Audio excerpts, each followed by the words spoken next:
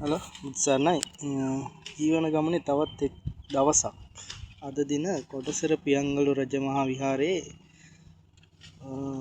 දේවානම්පියතිස්ස රජතුමා විසින් කරවන ලද චෛත්‍යයේ නොහොත් අපි කියනවා දාගැබේ උණු පිළියම් කිරීමේ කටයුතු සඳහා අද සහභාගී වුණා. ඒ අතරින් බොහෝම අතලොස්සකට හිමිවන අවස්ථාවක් මට ඇත්තටම ලැබුණා. ඒ ගැන ගොඩක් සතුටුයි.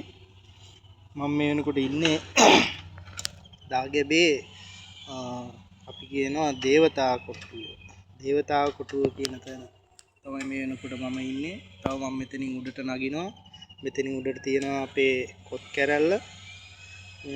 අපේ සෑරජානන්ගේ කොත් කැරැල්ල.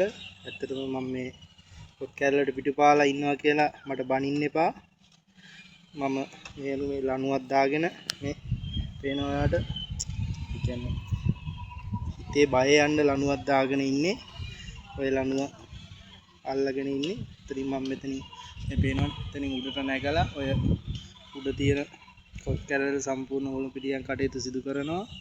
ඔයාලට මම පෙන්නන්නම් මේ වෙනකොට සෑරජානන්ට පේන ඇති. අට දුරින් පේනවා මේ කොටගම දෙහිගල කඳු පන්තිය. එතකොට මේ පැත්තෙන් පේනවා අරංගල කඳු වැටිය. ඇත්තටම සුන්දර ස්ථානයක තමයි අපේ පන්සල පිටලා තියෙන්නේ. ආඩ පේනවා මේ උතන්ට පල්ලෙහා පැත්තෙන් ගාන්ටාර කුළුණ, ඒ වගේම දළදා මාලිගාව, ඒ කියන්නේ අපි කණ්ඩු තැන්පත් කරලා තියෙන තැන. මොම තමයි ඉතින් පේන්නේ. බොහොම ස්තුතියි. පුළුවන් අය ලයික් කරන්න, කමෙන්ට් කරන්න, සබ්ස්ක්‍රයිබ් කරන්න.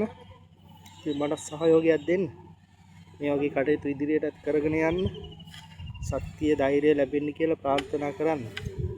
බොහොම ස්තුතියි.